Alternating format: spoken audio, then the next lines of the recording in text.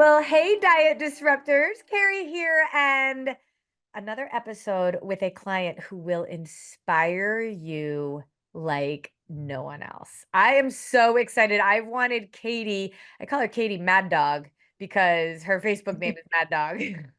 It always makes me so happy whenever I see her on any of our coaching calls or communicating in our group, in our membership group, Mad Dog. And she's like fierce, like Mad Dog. Katie is here and she has such a story to share. And I know that, well, it might be nerve-wracking to come on to a podcast like this.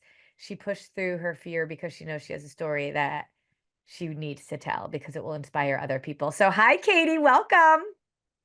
Hi, thank you for having me today. Oh, I'm so excited that you're here. I've been like waiting for this moment. And so I have to tell everybody that I distinctly remember the moment I was on a call with you. You had talked to one of our coaches first. Who did you talk to? I forget. Was it? It was Karen. Oh, it was Karen. Carolyn. Yeah. Carolyn. Right. Yes. All right. That's right. Because Carolyn talks about you all the time. Okay. So you were talking to Carolyn for a little while. And then I remember I got on a call to be able to like chat with you and be like, okay, it's like we're real people. I promise. We're not, even though you might meet us on like a Facebook or an Instagram, I promise we're not those spammy people. And, we had you in a place of feeling like your husband was on the call and he was so supportive. And it was so interesting because Katie, the moment you were like, okay, I'm going to do this, you got really freaked out. And I saw it in your face and I was like, what's going on? And you're like, I don't know. I'm just really freaking out right now. And your husband was even like, it's you can do this.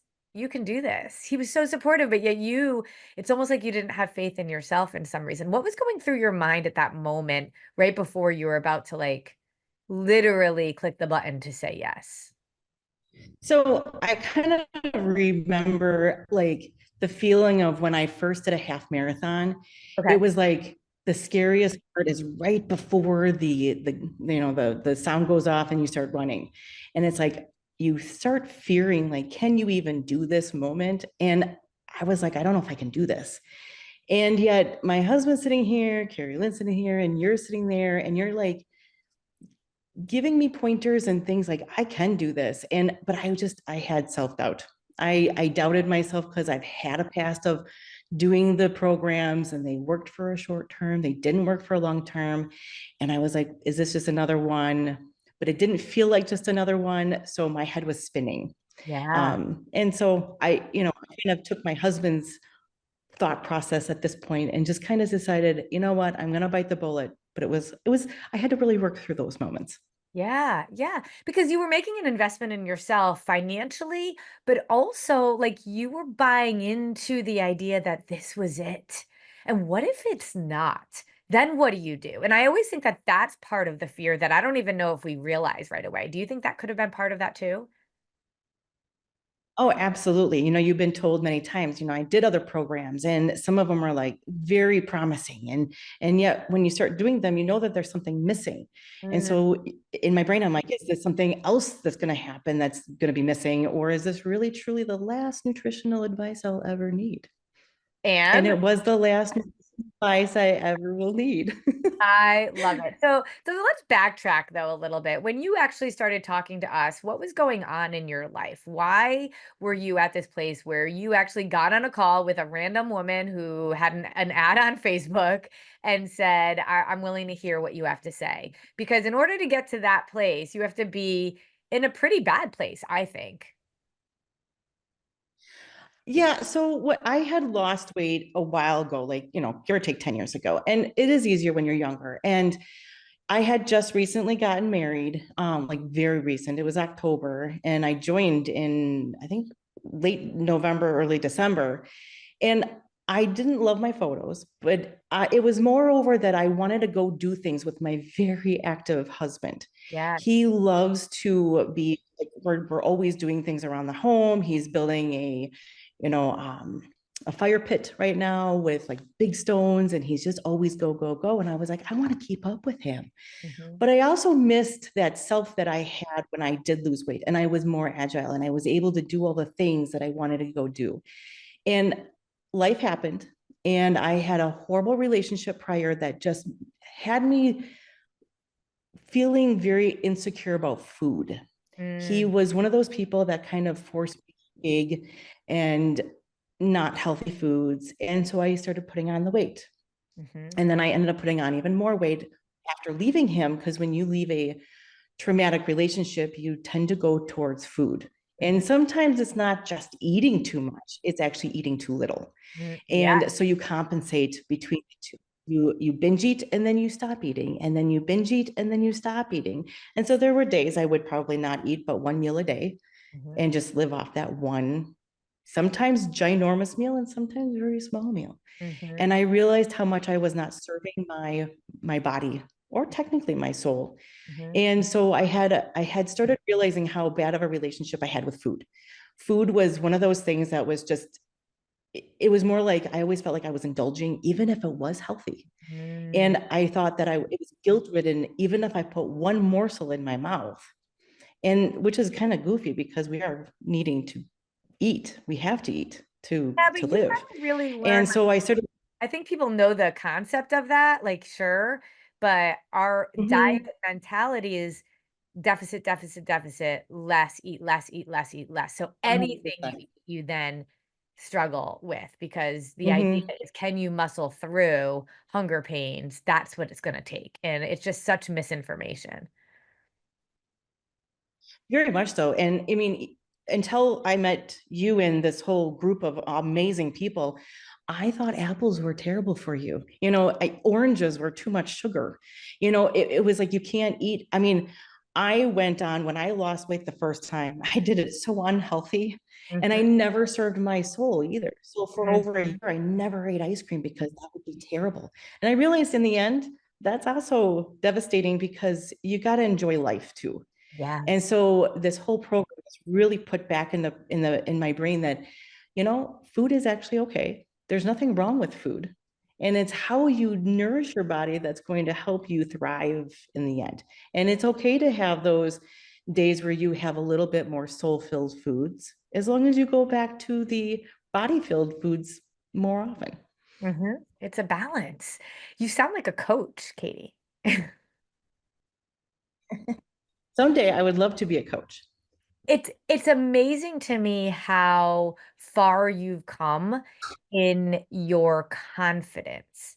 And talk to me about that because a lot of times you've lost weight before and had a certain look to to your body.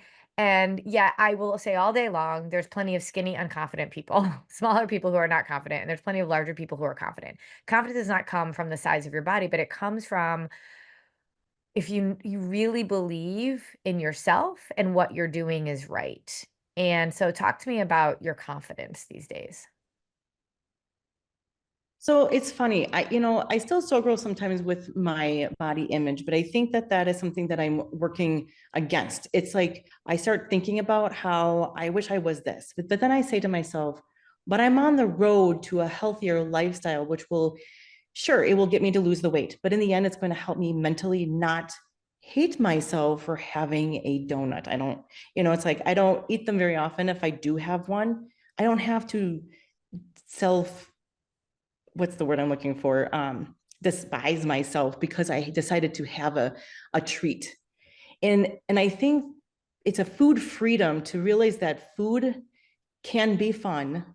And my favorite phrase you say is, serve your body and serve your soul. And you do need both. And I realized that I was not serving either one. Even if I were to eat healthy forever, it's like Mhm, your body then your mind gets overwhelmed. mhm, The confidence I think comes with knowing that tomorrow or even the next meal, I can just wipe clean anything that I might have done before, or mhm, just start new. Or I can have a treat and say, you know what, next time I'm going to have a nice PFC balanced meal and it's going to be great. mhm, I don't have to stress over the foods that I'm putting in my mouth. I don't have to worry about feeling guilty over any of that stuff. And it makes me feel freer to just be myself instead of worrying about everything else. And I think then things just kind of fall into place. And because of that, I think even my daughter is starting to see things a little bit different with food.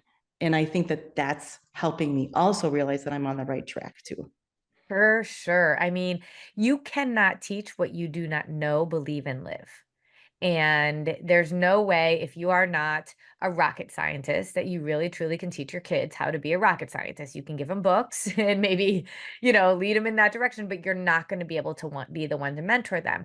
But as parents, and this is one of the things that I think it seems so obvious, but I think it's really made me realize in the last few years is food, unlike other quote unquote vices, other things that we've struggled with, like maybe alcohol or smoking or compulsive shopping or gambling or things like that. You can remove yourself from those situations. You don't go to bars. You truly disengage. But food we need. It's a part of every single day. And our feelings around food in our body and our ability to enjoy food or allow it to serve us, understanding the discipline of declining, all of those things is it constantly revisits with us. And as we are raising children, however we feel about this food is going to rub off on them because, it's not like you can say, oh, you want to be a rocket scientist? Okay, I don't know anything about it. I can lead you in that direction, but I can't help you. This is like food. Like we do this every single day, and how we live is actually how I'm teaching you. I can't get away from it. I can't say, oh, you could go learn that from someone else. The only place you're going to learn it from is me as your parent, as well as society. And you're going to have to be the loudest voice. The loudest voice wins. And we both have kids that are a little bit older. They're not little kids anymore. So we have to kind of start from a different place if we're only just learning it now ourselves. So I know that your daughter has been kind of a piece of this puzzle for you. So over these last few months that you've been working with us, what do you think you are doing differently to be able to deal with this quote unquote vice that you have had for a while in terms of your relationship with food, and how you're trying to show up so your daughter doesn't necessarily have those same issues later? Well, I think her seeing me and Joel actually eating more often has helped her actually eat more often. Now, I can't say she's always making the wise food choices, but I think that that My kids comes in either. strides. Yeah. So, yeah, and I feel like, I kind of relay this the same way as, okay, so if you take a ruler, you have a 1 inch, 2 inch, 3 inch, and if you start at zero and then, like you start working towards your goals and you start making changes and you hit to like second and third inch, but then some things may happen, you back up and you go to back to inch number two, but that's now your new starting point and you still have a better foundation. And then you kind of keep inching forward and you might inch backwards a little bit or just even centimeters back. And then you keep going forward and you find a new like foundational spot in your life. And I think she's starting to realize that because she's starting to eat like breakfast and lunch and dinner. And Mhm. she's starting to realize like even shakes are very helpful for her because she's like, I'm always on the go because she's working at a doggy daycare, which she loves, but it's active. And then she's like, but I'm hungry. So then she'll take a shake with her. And so she's starting to fuel her body when she wasn't for quite some time. In fact, 2020 really threw her for a loop, like many people. Mhm. And she ended up losing like 30 pounds out of stress and anxiety and fear. And so her eating has really been a struggle for a while. And ever since this program, she's starting to see all the things that Joel and I are doing. And Joel's dabbling in his own Yeah. way. Yeah. And we all kind of grow at our own pace. And all three of us are realizing that, man, we feel better when we fuel more often. Yes. Isn't that amazing? And when you feel better, your body is Mm-hmm. doing better. It's so funny. We just had this mindset for so long that if we are depriving ourselves, that's what's supposed to happen. We're supposed to feel like garbage in order to quote unquote lose weight. And to your point about your daughter losing 30 pounds, it wasn't in a healthy way. My daughter went through a traumatic experience her first semester of college, and she lost a lot of weight because she simply wasn't eating.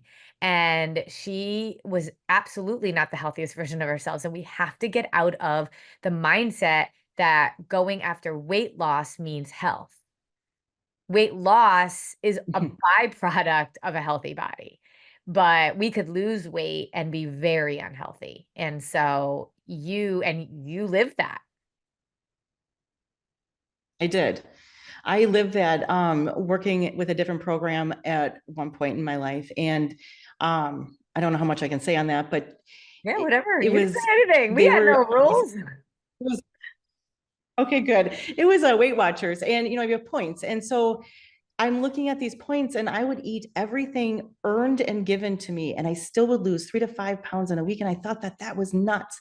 And so I would talk to the coach back then, and they're like, no, this is great progress. And I was like, but I feel horrible. And I was working on a marathon, like half marathon training at the time. And so I could never eat enough to Mhm, fuel my body to do those runs in a healthy manner. And mhm, I would crash and I would get cold. I don't know if you've ever ran, but I mhm. would get really cold after some of my long runs. And I felt like something was wrong. So I ended up quitting because I realized that it was not working for my body because I was depriving it of Yeah. healthy things to make it help. Because I also did a lot of weightlifting back then, but I couldn't even do that as much as I probably could now because I'm fueling my body in a much stronger, healthier manner. And these are where we're always on this journey. You're cultivating this marriage now between you and your body. You've gone through the honeymoon period. So as you think about these kinds of things, and now my whole goal is that you can become your own nutrition coach. And I really feel like you are there. You've actually, I know, supported some of our other members in answering questions. And I love it. You're on our coaching calls every week. I see you cultivating this relationship. So what are you doing now to continue to know that, okay, this is a journey I'm continuing to up level, because we're never done. And I think that's a really big part of this. There's no finish line. You make it through like one milestone of either learning, education, understanding your body, and then it's time to keep going, but at a pace and with decisions that you're making for yourself. So tell us what your cultivation plan is right now. So for me, the LDR, you learn, you revise, you redo, you keep redoing. Mhm. So when I was early in the program, you're kind of really in it, and then you really love it, but once you leave the program, you're kind of on your own a little bit with the support of everybody else, Yeah. and then you And when we realize say leave that the the support program, it's is like, so really for people important. that don't know, we have like our honeymoon period Yes, where there's a lot of learning and the yes, foundational stuff. And then once you move past that, you're moving into your quote unquote marriage between you and your body. And yes. I talk about the gradual release of responsibility. We're going to go from us as the expert to you as the expert, learning how to fly your own plane. And at the end of the day, you're responsible for being in in that cockpit. But being in that cockpit, you must show up for coaching calls and you must show up and be present in all the things all the time. And it actually makes me sad when, unfortunately, like I do have a job and I have a business that I'm running that I sometimes can't make it to those things, but the first thing I can do is go back and rewatch the replays, Yeah. and it just serves my soul and it keeps me in that moment of my journey is always in my forefront. And Yeah. if I'm not taking the steps to stay in it, then I'm going to fall off the wagon. Yeah. And and to me, it's like being involved, having a plan, revising that plan when you need to. Things come up, life happens. Like Mhm. you have to kind of be prepared for those things. And sometimes you may, I don't want to call it fail because it's not called failing. You might not do what you planned on doing, but you can always pivot. Yeah. And sometimes it's like, there was a day I had a long session. It was 6 hours of a photo session, and it was an hour away from home. And both my husband and I were starving, and we did not want to stop at a fast food place. Mhm. But we also knew that we were not in a place not to eat. Yep. And so we had to serve our bodies with maybe not the most nutritional food ever, but it's still serving my body, even though it seemed like soul food. Yeah. And we realized that that is more important. By just fueling our body, we're going to stay up and be healthier and be happier because who wants to be hangry? Love that. And we're going to be I able love to that. thrive. Yeah, so I'd love to like share a little bit for people to know what we mean by that. So I always say food serves your body and food serves your soul. And if we look at food as unhealthy or healthy, as good or bad, then we relate those definitions to our own guilt when we eat them.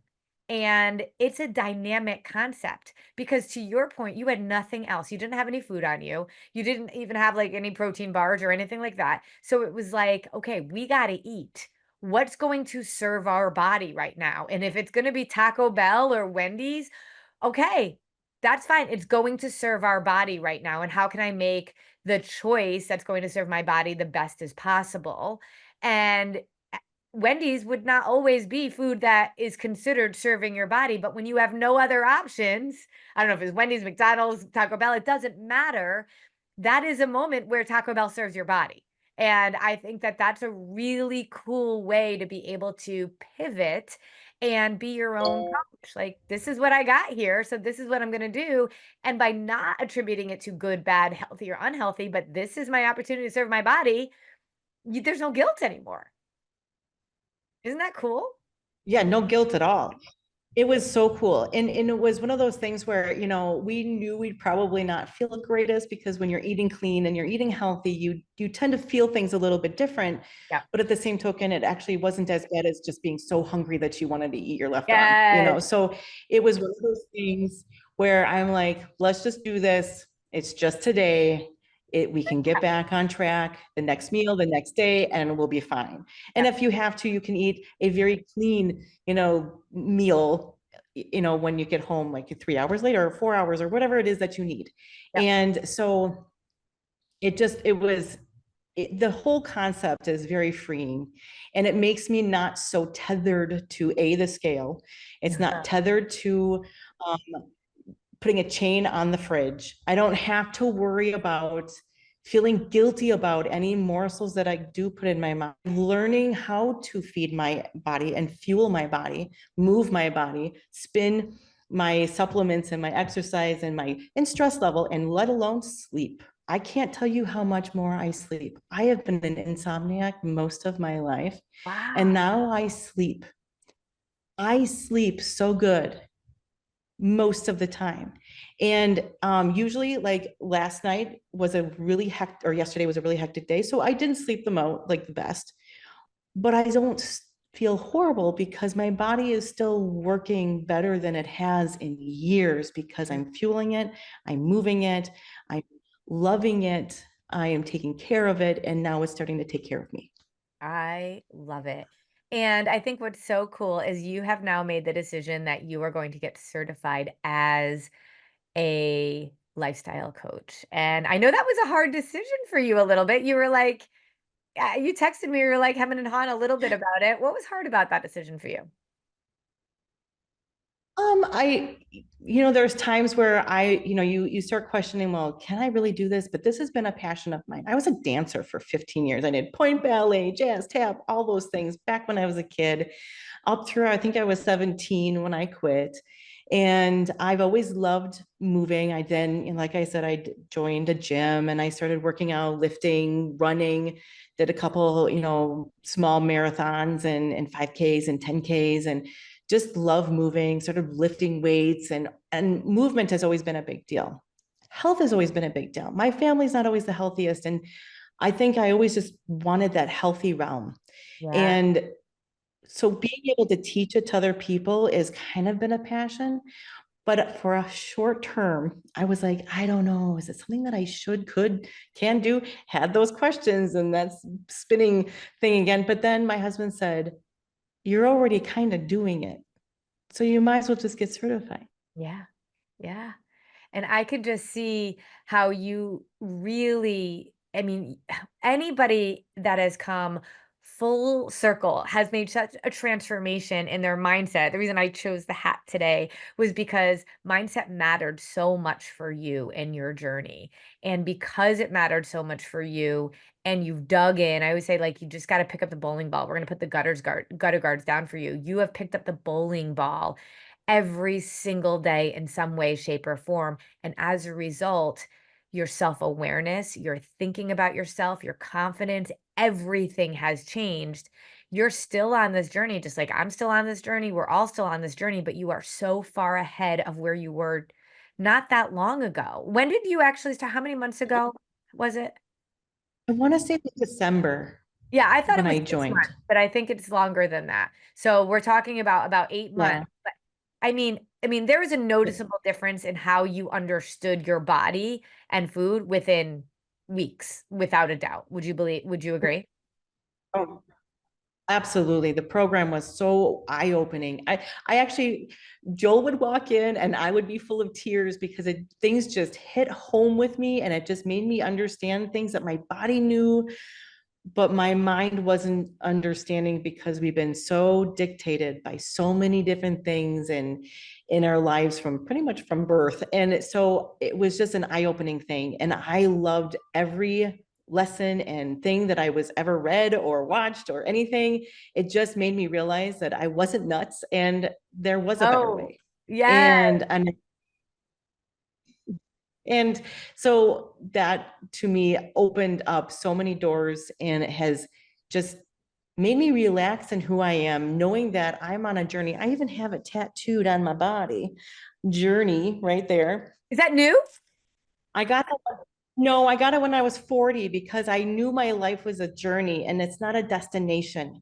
And some days when we go through the tough, we like forget that we're not settling on a destination. We need to just enjoy the journey, the ups and downs, the bumps in the road, the mountains we have to climb, because that really shows us who we are in the end. And so I had to remind myself, there's a whole lot more that goes with a tattoo, but I had to put a reminder on my body because sometimes we just need little reminders. Absolutely. Do you want to hear something that you definitely don't know about me? I Mm. have a tattoo What? that means journey as well. Oh, crazy. How crazy is that? I can't show it, so but it's on. I got it when I was 23 years old, having no idea on life whatsoever. But I was driving cross country. I was 22, I think, actually. Maybe I was even 21. I don't know. I was young. And it's a Native American symbol that said journey. And I saw it on my journey driving cross country. And I'm like, yeah, this is it. And then every single time I talk about this is a journey, not a destination, I think about that tattoo. So I just think it's very, very cool that we are connected in that way. So cool. That is cool. Maybe we need a hat that says that, like as our next thing. Maybe that's a sign. Ooh, I like that. I like Kate, that idea. you really are inspirational. I think you've given so many different nuggets of hope and of journey and of strategy, just like all wrapped into one. So I know that this is sometimes scary to share your story, but you do it so eloquently and I think with so much passion.